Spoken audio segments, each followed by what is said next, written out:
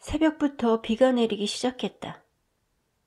사나운 봄비가 쏟아진 후 잠깐이라도 개는 날들을 보려는가 싶었는데 짬도 없이 장마가 들었다.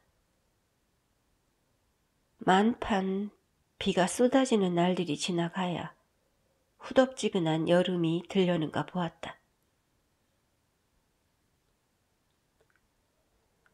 남의 집에 고용살이를 하러 들락날락했던 이씨가 금년에는 집에 들어앉아 있고 비 때문에 일을 나가지 못하는 작은 댁도 집안에 머무는 날이 많았다.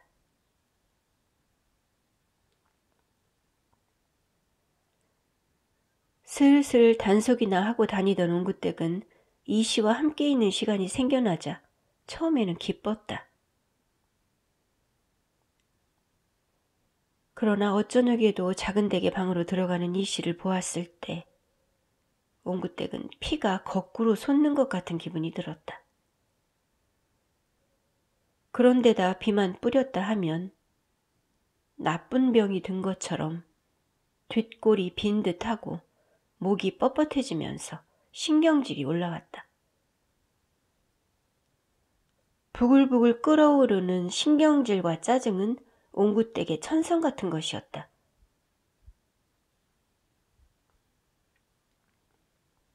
어느 겨울에 이씨가 방에서 나와 처마 밑으로 떨어지는 비를 구경했다.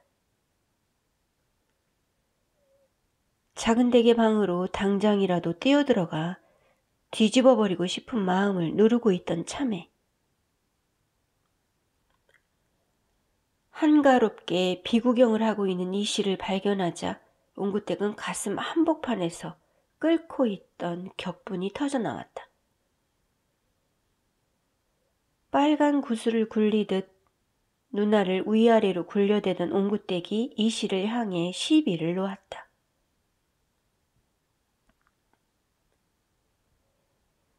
비가 와서 일을 못 나가면 집 안팎 단돌이라도 해야지. 왜 그리 여자만 끼고 방 안에 처박혀 있어? 허허, 말씨가 어찌 그런가. 점잖은 편인 이씨도 옹구댁의 말투가 거슬리는 것은 어쩌지 못했다. 윗사람이 아랫사람에게 하듯 옹구댁은 이씨에게 하대를 했다. 이씨는 그런 버르장머리를 애써 외면해왔다.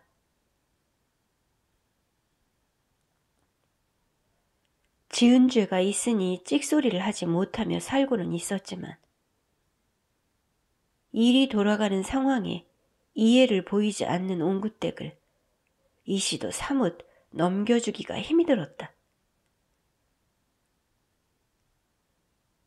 천하의 쌍놈이 나 같은 기웃을 얻어서 살면 감지덕지해야지.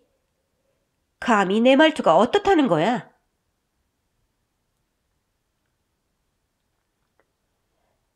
옹구댁은 한마디도 지지 않고 말 꼬투리를 물고 늘어졌다.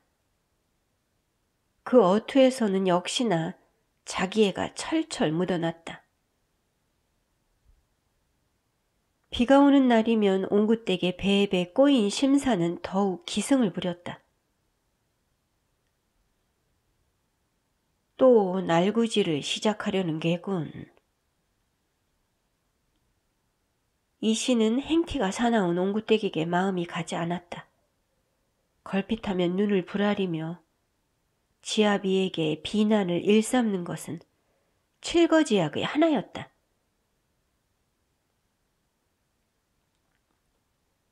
이미 퇴물이 된 칠거지약을 놓고 세세히 따지지는 않았지만 그것은 아직 일상에 살아남아 움직이고 있었다.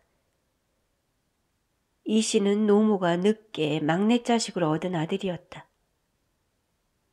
노모는 살뜰한 보살핌 한 번 받지 못하고 동네를 어슬렁거리다가 죽었다. 옹구댁은 노모를 공경한 적이 없었다. 게다가 아이를 낳지 못하는 제 주제를 아랑곳하지 않고 작은 댁을 시샘했다. 뿐만이 아니었다. 속병이 있는 사람처럼 옹구댁은 늘 몸이 골골했다. 제 몸이 잔약한 데에서 오는 신경질을 그는 주변 사람들에게 부리며 살았다.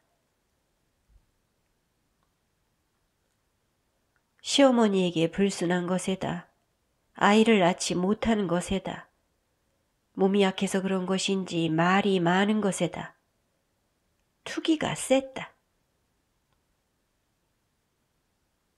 이쯤 되면 옹구댁은 옛 칠거지약을 고르게 갖춘 여자였다. 그러나 칠거지약이 있다면 삼불거도 있을 터였다. 돈을 옹그리는 옹구댁 때문인지 아니면 쉬지 않고 일하는 작은 댁 때문인지는 몰라도 이 씨의 집은 그전보다 살만해졌다. 어쨌거나 그는 옹구댁과 함께 노모의 상을 치렀고 무엇보다 옹구댁에게는 돌아갈 친정이 없었다. 이 씨는 옹구댁과 사는 동안 처갓집으로부터 연락을 받은 적도, 처갓집에 나들이를 가본 적도 없었다. 이 씨는 칠거지약뿐 아니라 삼불거도 두루 갖춘 옹구댁을 내치기가 어려웠다.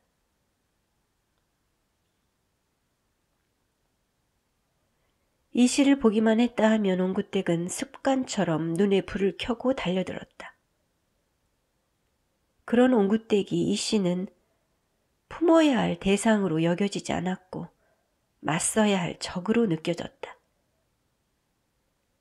반면 작은 댁은 직수굿하고 말수가 적었다. 이 씨는 그런 작은 댁을 자신의 테두리 안에 들어온 제 편으로 인식했다.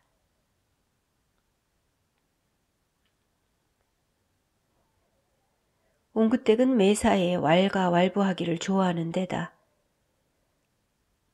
말다툼으로도 직성이 풀리지 않으면 이 씨의 멱살을 틀어줄 때도 있었다. 도무지 교양이라고는 찾아볼 수 없는 옹구댁은 그럴싸한 말들을 잘도 짓거렸는데 누가 보면 꽤 많이 배운 여자처럼 온갖 윤리들을 입에 꿰고 있었다. 다만 옹구댁은 자신이 뱉어놓은 좋은 말들을 행동으로 연결시킬 지혜는 없는 여자였다. 입으로는 좋은 것들을 쏟아내는 옹구댁이었지만 마음씨만은 입에서 나오는 것들과 달랐다.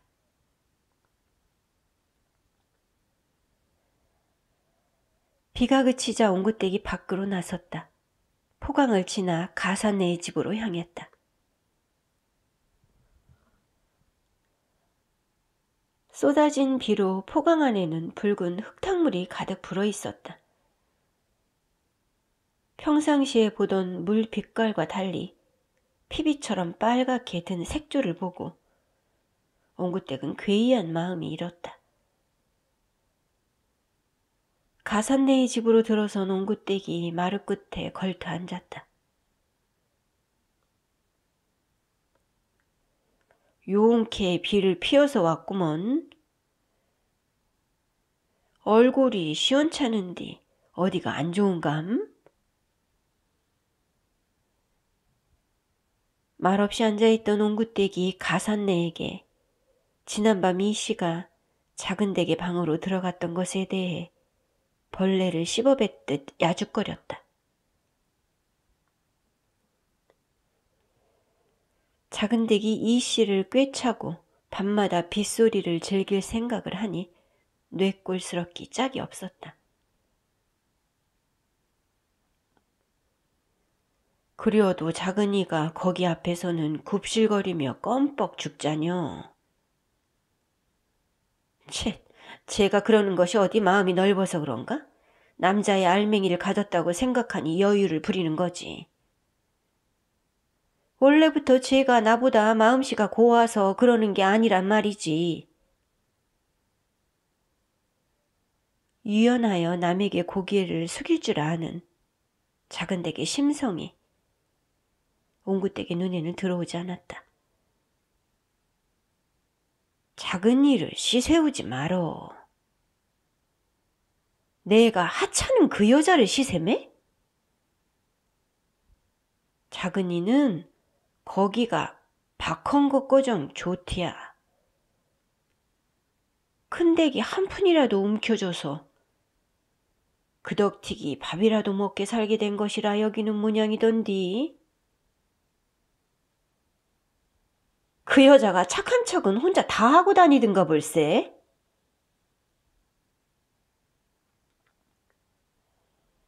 비가 다시 내리 퍼붓자 옹구댁은 집으로 돌아갈 생각을 포기했다.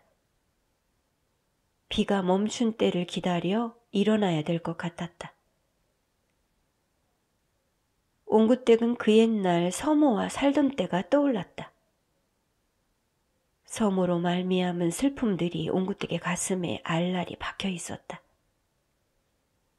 그 응어리 때문에 사는 일이 제대로 풀리지 않고 얄망궂게만 돌아가는 것인지도 몰랐다. 옹구댁이 서모로부터 받았던 상처를 풀어놓자 가산내가 말을 받았다.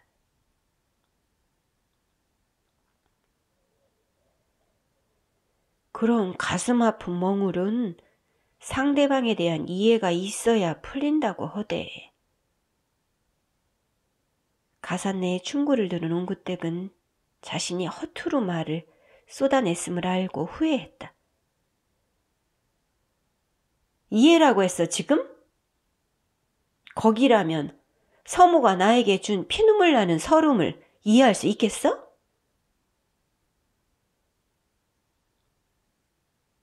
시방 그러고 노여할 일이 아니여. 집이오고 내오고 허물이 없는 사이라고 여기니께 내가 집이언티 솔직한 말을 준 것이 아닌감? 나도 몰랐는데 어디 가서 말씀을 들으니께 무엇이든 내가 소화하기 나름이라고 하자뇨. 기왕지 그런 아픔을 가졌을 바에야 내가 유리한 쪽으로다가 그러니까 긍정적으로다가 남을 이해하면 좋자뇨. 남 탓만 뒤게 하고 있으면 될 일이 없으니까. 의붓딸이 달린 집으로 어린 나이에 시집 온 그이는 안 힘들었겠어?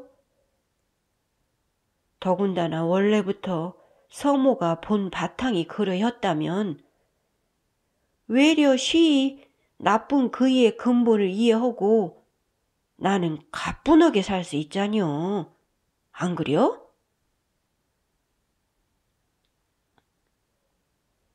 옹구댁은 가산내의 말에 자리를 박차고 일어서고 싶었다. 서모가 준 마음의 상처는 옹구댁을 옹골지게 따라다니며 삶의 구석구석에까지 영향을 미쳤다. 그뿐 아니라 서모의 성정이 부지불식간에 옹구댁에게 옮겨와 있었다. 옹구댁에게는 서모로부터 내려받은 습성들을 떨쳐낼 원력이 없었다. 그러하니 가산내가 준 지침이 옹구댁의 귀에 올고지 들어오지 않았다.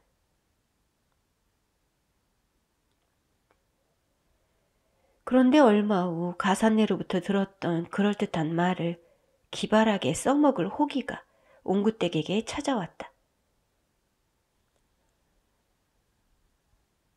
나에게 잘못한 사람에 대한 이해가 곧 내가 살 수 있는 길이라는 가산내의 말에 콧방귀를 꼈던 옹구댁이 냅다 금숙을 불렀다. 한 채 양보가 없는 금숙은 여숙과 엉켜서 필사적인 몸싸움을 하고 있었다. 그런 금숙의 행동이 옹구댁과 비슷했다. 그런 것을 모르는 옹구댁은 제법 어미의 심정을 본뜨고 앉아 금숙을 향해 천연덕스러운 훈계를 내리었다. 야야, 어찌 네 마음 씀씀이가 남에게 굽히는 것이라고는 눈꼽만큼도 없니? 남을 이해하는 너른 마음으로 살면 실상은 너에게 좋을 것을. 넌 어째 그런 것도 모르냐? 머릿속이 저토록 캄캄하니. 누굴 닮아 속이 저리 좁을꼬? 제 어미를 닮았나?